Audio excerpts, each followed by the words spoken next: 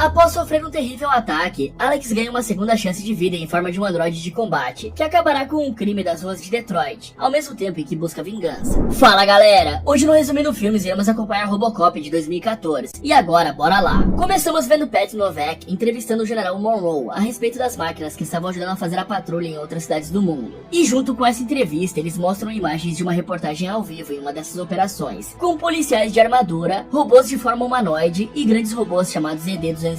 Os cidadãos dessas cidades eram enquadrados e podiam ser revistados apenas através da visão de raio-x dos novos policiais. E ver toda essa eficiência deixa Pat extremamente animado, e ele rasga elogios para essa operação. E o general concorda, afinal, eles poderiam ganhar, apaziguar e começar guerra sem que arrisquem vidas americanas. E na visão de Pat, isso é ótimo não só para os Estados Unidos da América, como também para os países que são invadidos por essa força tecnológica. Só que enquanto essa revista acontecia, algumas pessoas de grupos armados se esgueiravam pelos lados dos prédios. Logo eles começam um ataque e explodem carros ali perto. Uma briga intensa se inicia entre os robôs e a resistência, e um dos homens até mesmo se explode para que pudesse levar um dos androides. Vendo isso, o garoto que estava no prédio pega uma arma e sai para lutar, mas acaba dando de cara com um dos robôs, e é brutalmente metralhado. E é claro que tudo isso estava sendo transmitido para a televisão. E para não mostrar demais, Pat recebe em seu ponto que a comunicação da reportagem está sendo cortada pelo Pentágono. E aí, se aproveitando das imagens que conseguiu, ele começa a fazer propaganda dos drones em solo americano, já que ainda são proibidos ali. E ele usa a vontade do povo de ter segurança para apoiar o projeto de drones de Raymond Sellers. Após isso, passamos para a delegacia de polícia de Detroit, onde Alex Murphy, um policial extremamente querido entre seus colegas, vai falar com sua chefe Karen Dean. Ao chegar lá, ele tem uma curta discussão com John Lake e Andrew Daniels, outros dois policiais que estavam ali e pareciam fazer pouco de Alex e culpá-lo por algo que ele fez de errado. Mas Karen para a discussão e manda os dois irem embora. Aí, depois que ela e Alex ficam sozinhos, Alex conta o que aconteceu na noite que se passou. Ele revela que estava com Louis em uma operação que até o momento parecia ser normal. Eles estavam atrás de um vendedor de substâncias ilícitas, mas enquanto estavam lá, o cara ofereceu para eles algumas armas de alto calibre e muito tecnológicas, que não teria como ele arrumar sozinho. Então os dois policiais disfarçados fazem uma cena onde agiam como se estivessem com receio de estarem sendo enganados, e conseguem fazer o vendedor dizer que o seu chefe era Anthony Fallon. Depois disso, os dois voltaram para a delegacia e descobriram que as armas que o meliante estava vendendo eram justamente as que faltavam no arsenal da polícia.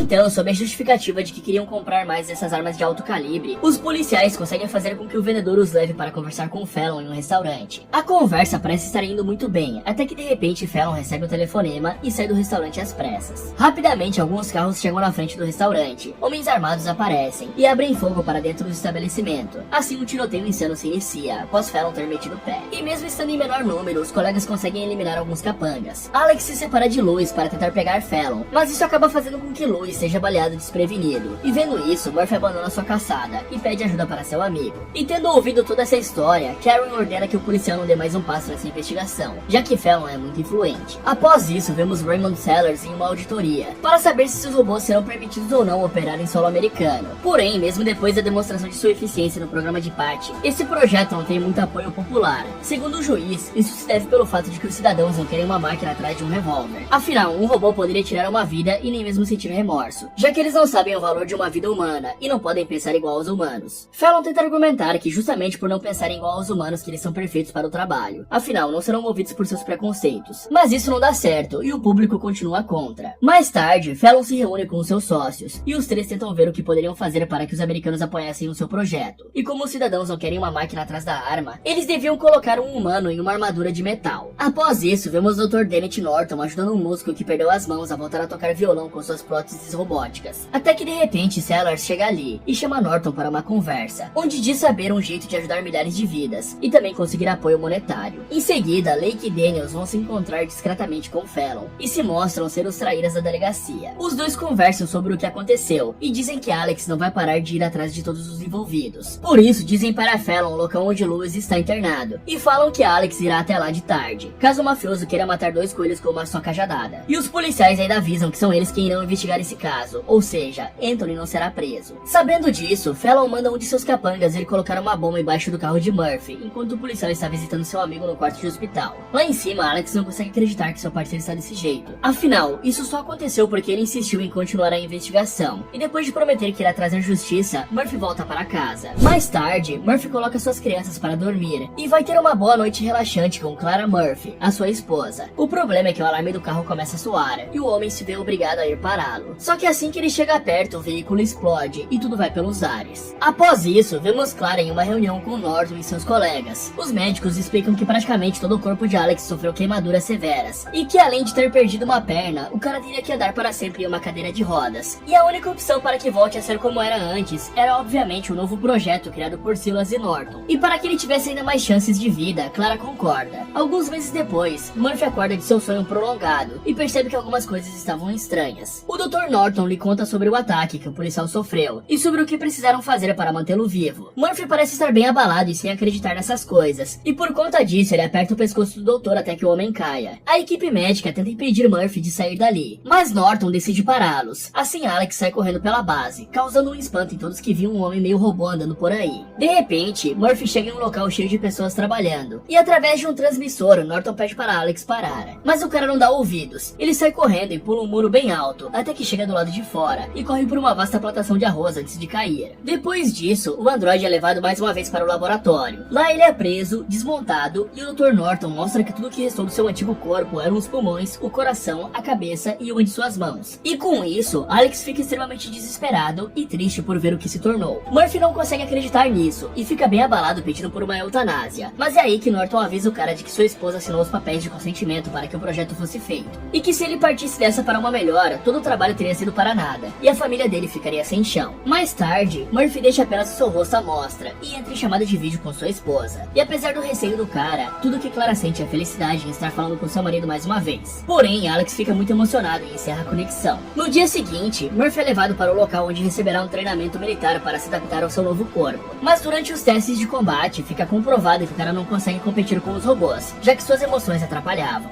E obviamente, Silas e Norton estavam assistindo tudo. Norton explica que quem está tomando as decisões são Alex e não o programa, mas Silas não liga para isso e ordena que Norton remova essa parte emotiva do cara. Então, sem ter opções, o Dr. mexe no cérebro do androide, para que ele seja mais eficiente em combate e tenha uma melhor tomada de decisão. Aí no próximo teste de combate, fica claro que a alteração foi bem sucedida e que a eficiência de Alex aumentou. Só que como consequência, ele ficou menos empático desde que a sua natureza humana foi sobreposta pelos comandos. E os responsáveis pelo projeto, que estavam de espectadores do combate, ficam bem satisfeitos com os resultados. E não vem a hora de apresentar esse novo agente para o público. Mais tarde, Norton leva Alex de carro para sua antiga casa. Ao chegar lá, o cara se encontra com a sua mulher e seu filho. E apesar de estar com uma aparência bem diferente, a sua família ainda o ama. No dia seguinte, uma grande comoção é feita e uma comitiva de imprensa é realizada para o anúncio do novo policial ultra eficiente que estará nas ruas a partir de agora. Enquanto isso, Murphy estava no laboratório fazendo download dos dados de informação da polícia. E um desses dados era a respeito de sua própria tentativa de assassinato com uma bomba no carro. E Alex fica tão afetado por isso que ele acaba ficando sobrecarregado. E por não ter mais tempo restando antes da apresentação para o público, Norton ordena que seja tirada a habilidade de Alex em sentir emoções, só que dessa vez praticamente em um nível completo. Após isso, Murphy finalmente é levado para a conferência para ser apresentado. E por não ter mais emoções, ele até mesmo ignora sua família e todas as pessoas que tentam contato com ele. Tudo que ele faz em sua mente é detectar se existem ameaças por ali. E assim que detecta um assassino na área, Alex o detém. Logo, as notícias voam. E Nova que transmite para todos o que o novo agente robótico, o Robocop, conseguiu fazer. E obviamente, todos por trás do Robocop estavam vendo essa reportagem e conversando sobre o que deveriam fazer ou não agora que o agente robótico é um sucesso. E o primeiro passo para isso é ver uma maneira de fazer com que Alex não surte em frente ao público. E com isso, nem mesmo sua família pode se encontrar com ele. Mas obviamente, Clara não fica muito feliz ao saber disso. No dia seguinte, Alex vai até a delegacia de Detroit. Mas as coisas não vão bem por ele estar tendo prioridade em todos os casos. E os outros policiais não gostam disso. Mas por não ter mais seus sentimentos, o Robocop apenas avisa quem irá capturar nesse dia e sai dali, sem nem mesmo dar bola para Louis. Em seguida, vemos Alex perseguindo um criminoso menor subordinado de Biggs. Ele consegue mobilizar o cara e ameaçá-lo tão bem que até mesmo esse capanga fica com medo e entrega onde o esquema do seu chefe acontecia. Sabendo disso, Alex vai até onde estava o cabeça da operação e destrói todo aquele esquema criminoso. E obviamente, os responsáveis pelo Robocop ficam felizes pelo sucesso de seu produto. Após isso, Rick é chamado até a sala de Silas e lá ele recebe a notícia que terá acesso a tudo o que precisar para controlar o Robocop, já que Norton parece ter suas ressalvas a respeito do que está acontecendo. E mais tarde, Nova que mais uma vez rasga elogios na hora de falar sobre como o Robocop é incrível e uma ótima segurança para os Estados Unidos. E se esse cara não está sendo pago por Silas, ele é só um grande puxa-saco mesmo, hein? Logo, Raymond chega ali no programa para dar uma entrevista sobre como seu projeto está indo. E em contrapartida, o senador que é a favor da lei Dreyfus também chega. E essa lei é sobre os robôs não terem permissão para operar em solo norte-americano. Uma discussão a respeito de suas ideias se inicia, se é que dá para chamar disso, já que apenas Raymond fala a favor de seus projetos, e Nova que impede o senador de falar antes de encerrar a discussão, e jogar a audiência audiência contra o Senado. No dia seguinte, Daniels e Lake vão se encontrar com Fallon em um local escondido, já que com Alex nas ruas as vendas se tornaram muito mais difíceis. Juntamente com isso, o Robocop se preparava para ir combater crimes quando Clara aparece em sua frente e implora para que ele volte para casa e fale com seu filho. Sem falar nada, Alex apenas sai dali com sua moto, e enquanto vê pelas câmeras que seu filho estava muito afetado pela falta de um pai. E assim ele acaba passando por cima das prioridades do sistema, que eram apenas combater crimes. E tendo vontade de ver o que aconteceria, Norton decide não desligá-lo.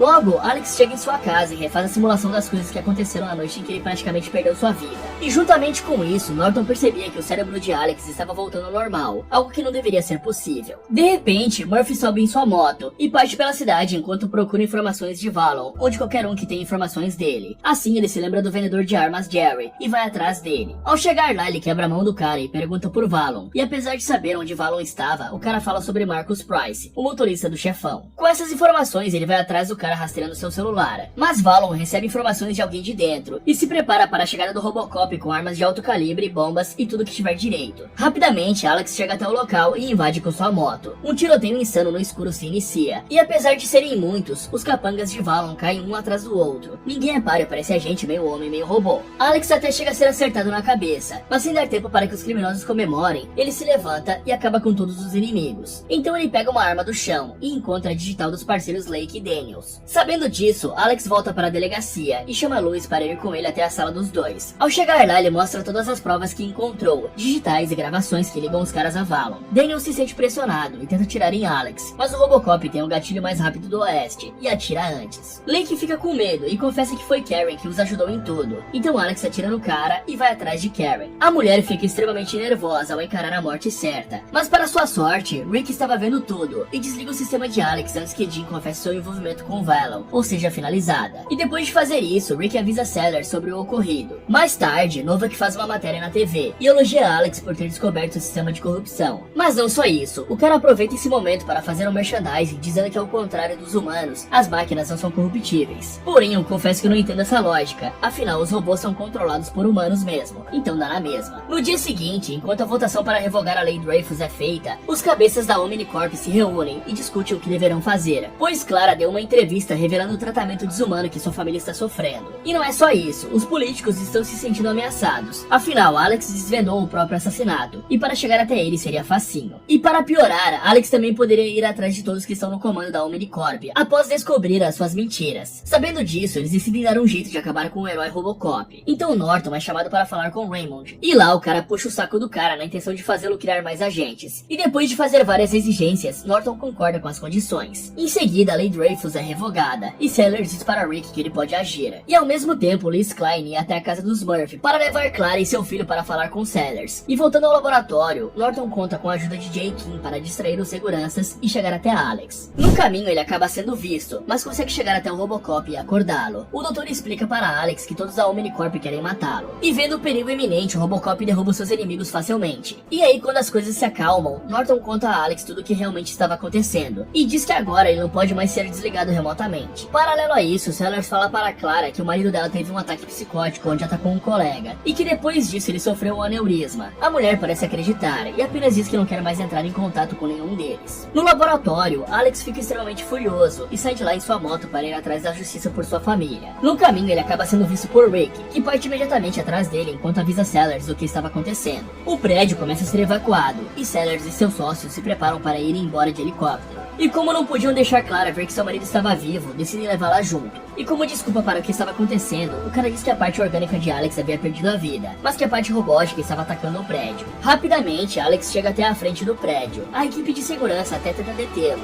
mas após Alex demonstrar que não está para brincadeira, os caras apenas desistem e deixam o Robocop entrar. Lá dentro, Alex enfrenta alguns ED-209 altamente armados, mas por ser bem mais ágil, ele consegue evitar os tiros de alto calibre, ao mesmo tempo que destrói o ED-209 de maneira épica. O problema é que ele acaba ficando com o seu braço preso embaixo da carcaça de um dos robôs e precisa destruir seu próprio braço para conseguir sair dali. Ele até chega a ficar gravemente ferido, mas para sua sorte, Lewis e os outros policiais chegam ali e conseguem ganhar tempo para que fugisse. Infelizmente, depois de subir alguns andares, Alex acaba dando de cara com Rick. O sádico não pode ser baleado, pois havia configurado o sistema de Alex para nunca machucá-lo. Vendo isso, Robocop tenta sair dali, mas por estar muito ferido, ele acaba sendo atingido por um tiro e cai no chão. Rick começa a contar vantagem e demora para finalizar Alex. Isso dá tempo bastante para que Lewis chegue ali e salve seu amigo, mesmo que tenha sido atingido no processo. E aí Murphy vê que não era nada fatal e continua seu caminho até a cobertura. Logo ele se reencontra com sua família e com os acionistas da Omnicorp. Alex avisa para sua família se afastar e ordena que Tom e Liz deitem no chão. Mas por ser protocolo vermelho, Sellers não pode ser machucado ou preso pelo Robocop. Alex tenta de tudo para burlar isso, porém nada dá certo. Ao menos não até que Sellers aponte a arma para a família do cara. Isso deixa ele tão irritado que vai contra o seu código e consegue atirar no CEO. O problema é que Alex também acaba sendo atingido nessa troca de tiros, e Clara e David ficam extremamente preocupados. Em seguida, Alex acorda mais uma vez desmontado em um laboratório, e com Norton em sua frente. O doutor devolve o corpo robótico para o policial, e depois leva Clara e David para que a família possa finalmente se reunir mais uma vez. Mais tarde, Novak faz mais um de seus programas extremamente tendenciosos, e noticia que logo Alex pode estar de volta às ruas. Mas não só isso, ele pede a prisão urgente de Norton, e acusa o presidente de ter sido comprado pela mídia tendenciosa. E por fim ele faz um discurso bem conhecido, dizendo que a América é o melhor país da face da Terra, e que nunca será o opressor da vez.